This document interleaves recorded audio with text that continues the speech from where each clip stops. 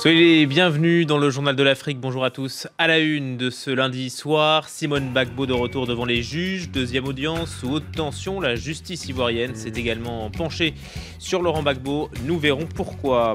Le virus Ebola, un an après, on reviendra sur les débuts de l'épidémie et sa progression. L'OMS a fourni son dernier bilan, 7842 morts.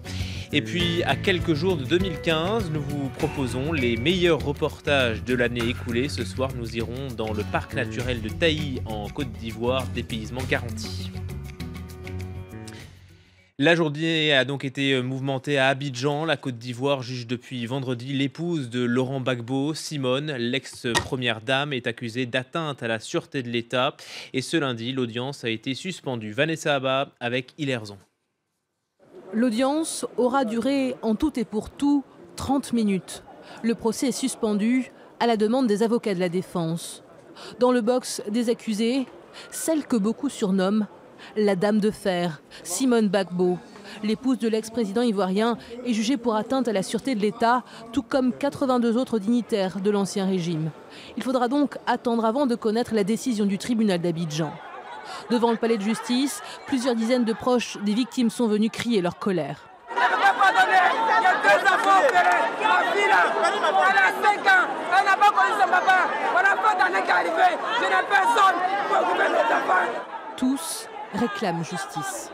Nous sommes les victimes visibles des violations massives et graves des droits de l'homme reprochables à Simone Gbagbo. Nous sommes venus demander à la justice ivoirienne de les prendre en compte, de traduire Simone Gbagbo et de la juger pour les faits de crimes que nous lui reprochons. Car ils se battent pour que Simone Gbagbo soit poursuivie pour crime contre l'humanité et non pour atteinte à la sûreté de l'État. Ce chef d'accusation, la Cour pénale internationale l'a déjà retenu. La justice ivoirienne, elle, s'y refuse. Abidjan s'oppose aussi au transfert de l'ex-première dame à La Haye, où est déjà détenu son époux. La crise qui a éclaté fin 2010 a fait plus de 3000 morts après la victoire à la présidentielle d'Alassane Ouattara face à Laurent Gbagbo. Aujourd'hui, la justice ivoirienne affirme être en mesure d'organiser un procès équitable. La justice ivoirienne qui a également douché les espoirs de Laurent Gbagbo. Elle rejette sa candidature à la tête de son parti, le Front populaire ivoirien. Motif invoqué, la demande n'a pas été formulée par Laurent Gbagbo lui-même et de manière manuscrite, aberrant selon ses proches qui rappellent que l'ancien président ivoirien est emprisonné depuis 3 ans à La Haye. Laurent Gbagbo ne pourra donc pas diriger le FPI et donc ça fait les affaires de son rival au sein du parti, Pascal Affi-Guessan. Écoutez-le. 5 camarades au sein du parti ont voulu instrumentaliser le nom du président Gbagbo, qui aujourd'hui est en procès au niveau de la Cour pénale internationale, qui a donc de grandes préoccupations, qui n'a pas besoin d'être impliqué dans nos querelles internes, dans nos débats politiques à l'intérieur du FPI. Évidemment, je suis le candidat unique, mais vous savez que ce n'est pas parce que je suis candidat unique que je m'engage dans une logique d'exclusion. Il s'agit de rassembler tous les cadres et nous comptons associer toutes les énergies, toutes les forces vives du parti à la direction future du Front populaire ivoirien.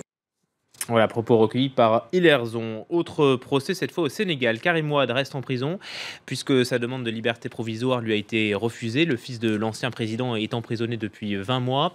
Il est accusé d'avoir acquis illégalement 178 millions d'euros quand il était au pouvoir. La justice refuse donc de le libérer. La Cour évoque un risque de trouble à l'ordre public et de subornation de témoins. Écoutez la réponse d'un de ses avocats, Maître Ndiaye. Qui inquiète peut-être cette juridiction politique qui a des dessins qui ne sont pas toujours très clairs pour la défense, c'est qu'il y a une forte mobilisation autour de M. Karim Wade et de mémoire de juristes ou de praticiens du droit. On a rarement vu une demande de liberté provisoire dont le rejet serait fondé sur la popularité de la personne poursuivie. C'est quelque chose, comme je vous ai dit, qui n'est pas compréhensible par la raison. L'autre motif, pour une raison politique. Oui. L'autre motif invoqué par la Cour, c'est le risque de subornation de témoins. Il serait trop grand. Est-ce que vous avez apporté des garanties à la Cour pour que ce risque soit écarté? Mais la garantie est contenue dans le dossier même de la Cour. C'est un motif vraiment fallacieux qui nous fait sourire parce que au moment de son arrestation, M. Wade était arrêté avec 11 autres personnes et les 9 autres personnes sont aujourd'hui en liberté et libérés tous par la Cour et la commission d'instruction. Donc comment est-ce que le risque de subordination de témoins peut jouer pour M. Wade et ne pas être applicable à ces 9 autres personnes qui sont toujours dans le procès et qui sont en liberté pour certaines depuis 2 ans. Il s'appelait Émile, il avait 2 ans et d'après l'OMS, ce petit Guinéen est la première victime du virus Ebola en Afrique de l'Ouest. C'était il y a 1 an. Depuis, la maladie s'est étendue à plusieurs pays, dont la Sierra Leone et le Libéria. Le dernier bilan fait état de 7842 morts. Axi Meyers avec Olivier Boulinck. Il y a juste 1 an, dans le petit village de Méliandou, en Guinée du Sud, mourait Émile Ouamouno. Il avait 2 ans. Quelques jours plus tard, sa sœur de 3 ans décédait dans des conditions similaires, puis leur mère enceinte. Tous 3 ont succombé au virus Ebola. 3 mois après la mort de cette famille guinéenne, l'Organisation mondiale de la santé confirmait l'épidémie du virus Ebola. Dans le mois suivant l'annonce de l'OMS, le Libéria confirmait aussi ses premiers cas de contagion, puis en mai, la Sierra Leone. Depuis, les 3 pays sont au cœur de l'épidémie. Des frontières poreuses et de fréquentes erreurs de diagnostic ont permis au virus de se propager rapidement. En l'espace de quelques mois, des cas de contamination étaient confirmés au Nigeria, au Sénégal et au Mali. Aujourd'hui, près de 8000 personnes ont succombé au virus Ebola. Le personnel médical a été touché. Les pratiques traditionnelles d'inhumation qui impliquaient le contact avec le corps du défunt ont dû être changées car elles accéléraient la propagation du virus. Les campagnes d'information ont eu un rôle important. Elles ont particulièrement été efficaces dans les villes comme Monrovia, mais des zones rurales sont fortement touchées. L'impact économique de l'épidémie est désastreux pour les pays de l'Afrique de l'Ouest. La Banque mondiale a déclaré que le manque à gagner dû à Ebola sera de plusieurs milliards si l'épidémie n'est pas contenue avant la fin 2015. À ce jour, il n'y a toujours pas de vaccin ou de traitement contre le virus, mais des progrès ont été faits. Ce lundi, les autorités américaines ont accordé une autorisation d'urgence au laboratoire suisse Roche pour développer un test de dépistage capable de donner un diagnostic en moins de 3 heures. En bref, le Cameroun emploie les grands moyens contre Boko Haram. Le pays a fait appel à son aviation dans l'extrême nord du pays. Le groupe islamiste y avait lancé un assaut contre un camp militaire. Les assaillants auraient quitté la zone selon les autorités camerounaises. Cette zone qui est souvent considérée comme une base arrière de Boko Haram. Notre série, toute la semaine, nous vous faisons découvrir ou redécouvrir les plus beaux reportages de nos correspondants à travers le continent. Aujourd'hui, nous partons sur un site ivoirien d'exception, le parc naturel de Taï. C'est l'un des derniers vestiges de la forêt tropicale en Afrique de l'Ouest. Voyez ce reportage d'Anna Sylvestre Trainer avec Arnaud Froger.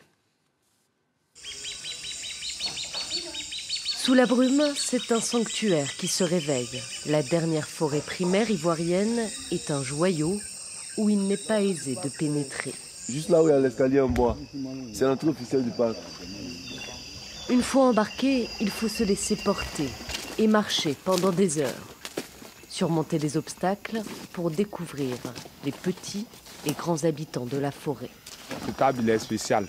Il protège l'homme contre les agressions. Un animal agressé, surtout les éléphants qui te poursuivent, tu peux rentrer à l'intérieur et te cacher. Car ici, dans ce lieu préservé, tout a une fonction, une utilité. Tout est lié au parc de Taï. Je vous donne un exemple. Le macoré qui doit pousser à travers un éléphant. Il avale, il fait la selle et la pousse. À Taï, la biodiversité est exceptionnelle. De nouvelles espèces sont sans cesse découvertes. 8 sortes de singes cohabitent dans les branchages. Beaucoup de ces animaux sont des survivants. Beaucoup ont disparu du reste de l'Afrique de l'Ouest. Alors, désormais, la mission, c'est protéger à tout prix la forêt, notamment des braconniers. C'est exceptionnel parce que le parc national de Taï, en dehors de tout ce qui est biodiversité, joue un rôle essentiel dans l'économie locale d'abord et l'économie nationale. Je veux dire qu'aujourd'hui, la boue du cacao qui était à l'est auparavant, est à l'ouest de la Côte d'Ivoire, justement parce que le parc national de Taï entretient un microclimat. Une forêt quasi intacte qui, en son cœur, après un dernier effort et l'ascension du mont sacré Nienokwe, offre un spectacle époustouflant et un saut dans le passé. Ici, presque rien n'a changé depuis des centaines d'années. Allez, on se quitte sur ces images de bébés tortues étoilées de Madagascar. Regardez-les. Elles sont 170 et on va les voir bientôt. Et elles ont été saisies, les voilà, par les douanes françaises à l'aéroport Roissy-Charles de Gaulle aujourd'hui, très prisées par les collectionneurs. Elles sont en voie de disparition. On rappelle donc que le transport d'espèces de ce genre est interdit.